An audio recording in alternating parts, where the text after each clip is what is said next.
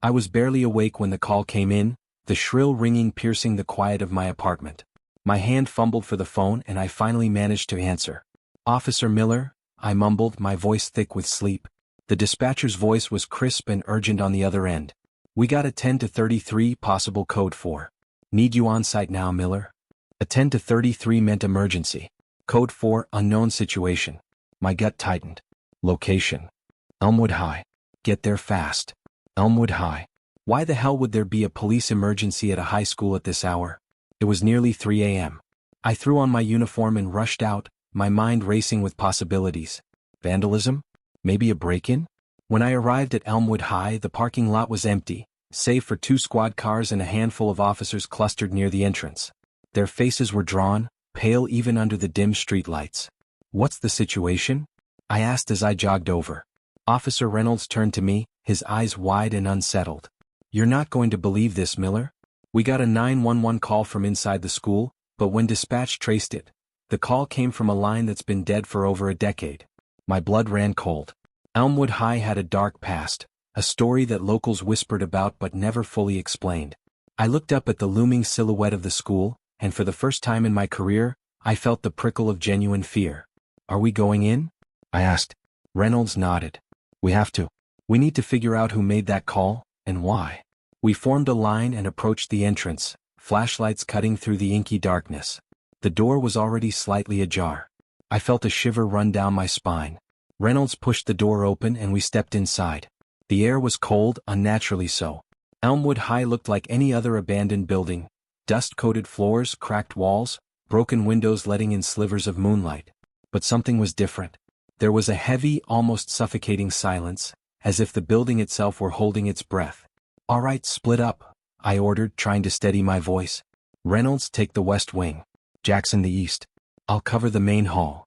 We moved deeper into the school, the crunch of broken glass underfoot the only sound. My flashlight beam swept across rows of lockers, the metal doors hanging off their hinges like broken teeth. I couldn't shake the feeling that we were being watched. Then the sound of footsteps echoed from somewhere ahead. I froze, my breath hitching in my throat. I wasn't alone. "Reynolds?" I called out, but there was no answer. "Jackson." The footsteps stopped. My heart pounded in my chest. I raised my flashlight and aimed my gun, inching forward. "This is the police. Come out slowly." From the darkness, I heard a low, whispering voice. My blood turned to ice. It wasn't Reynolds or Jackson. It wasn't anyone I knew. "Come find me," the voice rasped, so close I could almost feel the breath on my neck. I spun around, but there was nothing, just the emptiness of the school hall. I radioed for the others. "Reynolds, Jackson, report." "Did anyone hear that?" Static crackled back at me, then a garbled voice. "Miller, help." It was Jackson. His voice was faint and distorted, barely audible. My grip tightened on the radio. "Jackson, where are you?" I demanded, trying to keep the panic out of my voice. No response. I moved forward, flashlight trembling in my hand. I reached the end of the hallway and turned the corner. There was a door at the end, ajar with a dim light flickering from within. "Jackson." I called again, but only the eerie silence answered. I pushed the door open with my foot and stepped inside. The room was empty, except for an old desk and a chalkboard covered in faded writing. But in the corner, my flashlight beam caught something that made my stomach lurch, a fresh trail of blood leading under the desk. I knelt down, my heart pounding in my ears, and looked beneath it. A pair of eyes stared back at me. My breath caught in my throat as I realized it was Jackson, his face pale and twisted in terror. "Jackson." I pulled him out from under the desk. His eyes were wide, unblinking, his lips moving as if trying to speak. "What happened? Where's Reynolds?" "Gone," he whispered, his voice barely audible. "She took him?" "Who took him?" I demanded, shaking him gently, but he just kept repeating, "She took him, she took him." The hairs on the back of my neck stood up. There was something terribly wrong here. And we weren't alone. I tried to get more out of Jackson, but he was lost. Mumbling, eyes unfocused, his mind seemingly elsewhere. I had no choice but to leave him there, slumped against the wall. My gut twisted with dread. If something had happened to Reynolds, I needed to act fast. I pushed on, moving through the labyrinthine halls of the school. The atmosphere grew heavier with each step, and the whispers continued just beyond the edge of my hearing. They sounded like multiple voices, overlapping in a nightmarish chorus. I couldn't make out what they were saying, but I knew they were getting closer. Then suddenly I heard Reynolds' voice over the radio, clear as day. "Miller. I'm in the gymnasium. There's someone." The transmission cut out abruptly. "Reynolds, I'm on my way," I replied, breaking into a run. The gymnasium was on the far side of the building. I sprinted down the hallways, the flickering fluorescent lights casting eerie shadows that seemed to twist and stretch like reaching hands. When I reached the gym's double doors, I paused, catching my breath. They were slightly ajar, just like the entrance. I pushed the doors open and stepped inside. The gym was vast and dark, with only a few shafts of moonlight filtering in through the broken windows. The bleachers creaked, and I swung my flashlight toward the sound. There, sitting at the edge, was Reynolds. But something was off. His posture was too rigid, his head tilted unnaturally. "Reynolds?" I called out, stepping closer. As I approached, the flashlight beam illuminated his face, eyes wide open, mouth frozen in a silent scream. He wasn't moving. My heart sank. And that's when I saw it, the figure standing just behind him in the shadows. A woman, her long, dark hair hanging over her face, her eyes glinting with a cold, unnatural light. She tilted her head slowly as if sizing me up. I raised my gun. "Don't move. Step away from him." But she didn't move. Instead, she whispered, "He's mine now," and as if on cue, Reynolds' body slumped forward, toppling off the bleachers with a sickening thud. I fired a shot, but in the blink of an eye, she was gone, vanished into thin air, leaving only the echo of her chilling whisper behind. I stood there, my mind reeling. Reynolds was gone, his body cold and lifeless on the gym floor. I knew whatever was happening wasn't normal.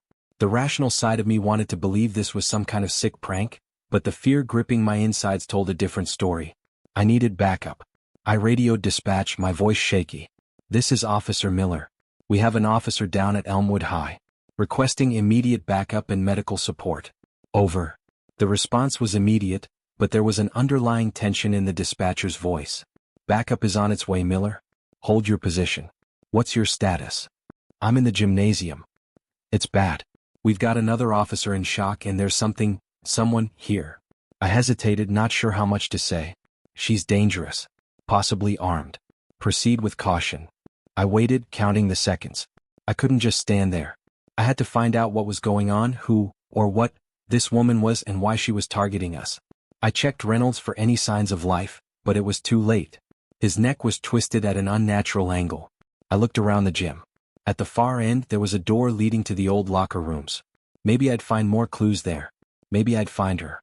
The locker room smelled of mold and old sweat, a relic of a forgotten era.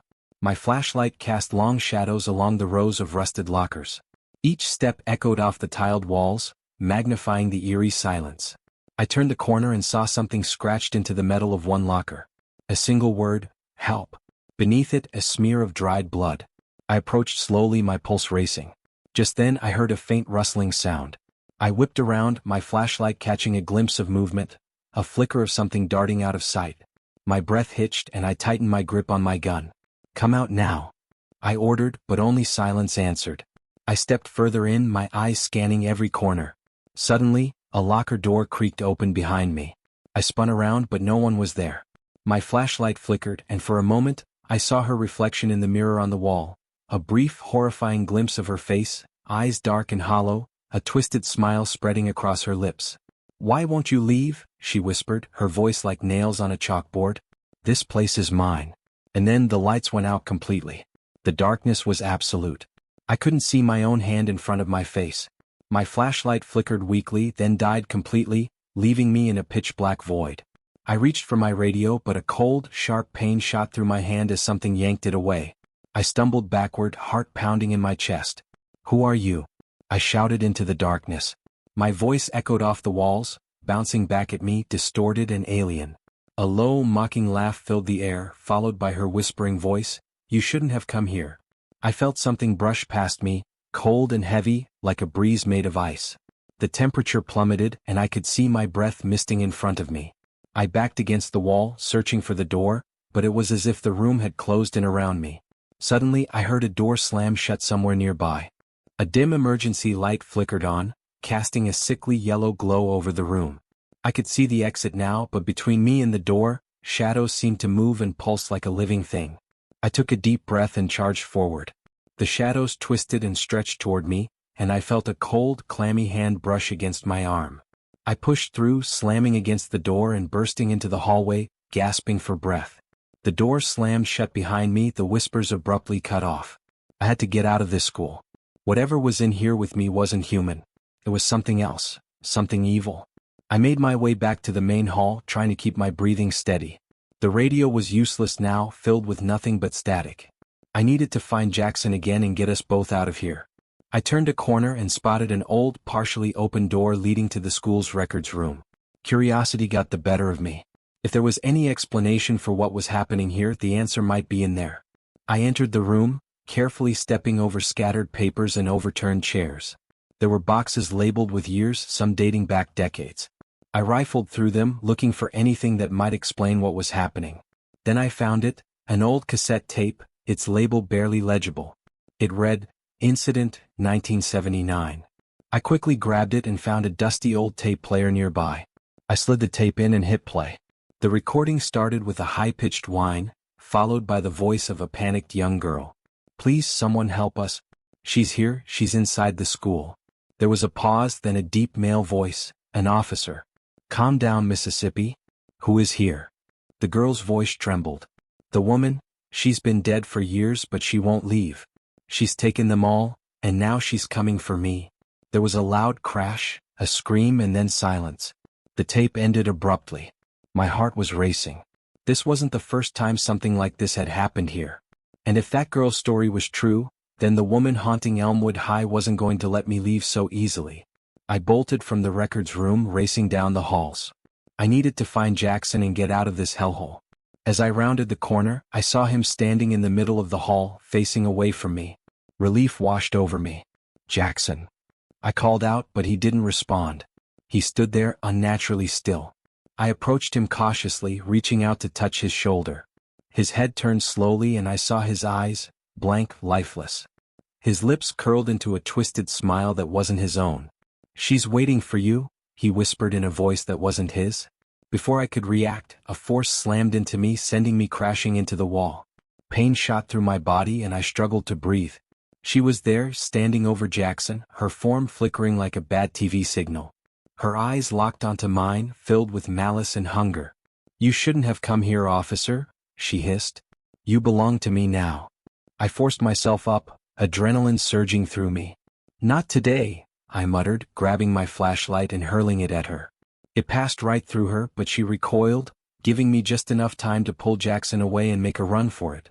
We sprinted down the halls, the whispers growing louder, more insistent. I knew we couldn't keep running forever. We needed to confront her, end this nightmare once and for all. We reached the school's central courtyard, where a broken statue stood under the moonlight. It felt like the center of everything, the heart of her presence. Jackson, still dazed, muttered incoherently, but I shook him back to reality. "Listen to me," I said, breathing hard. "We have to end this.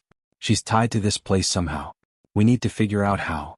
The whispers intensified and the temperature dropped even further. She was coming. I looked around frantically and then I saw it, a small worn-out plaque at the base of the statue. It was almost completely eroded, but I could make out a name, Eliza Carver. "That's it," I realized. "She's buried here. This is her anchor." Suddenly the air crackled with electricity and she appeared, her face twisted in a grotesque snarl. "You'll never leave," she shrieked, and the ground beneath us began to tremble. I grabbed Jackson by the shoulder. "We need to break it, destroy her connection to this place." Jackson nodded and we both lifted a heavy piece of debris, bringing it down on the plaque with all our strength. The ground shook violently and a deafening scream filled the air. The shadows around us writhed, then began to dissipate, drawn into a vortex forming where the plaque once lay. "No!" she howled, her form breaking apart like shards of glass caught in a hurricane. And then just like that she was gone. The wind died down, the whispers ceased, and the oppressive darkness lifted. The school was silent once more. Jackson and I stood there, breathless and shaken but alive. As the first rays of dawn broke through the shattered windows, we knew one thing for certain. Elmwood High's ghost was finally put to rest.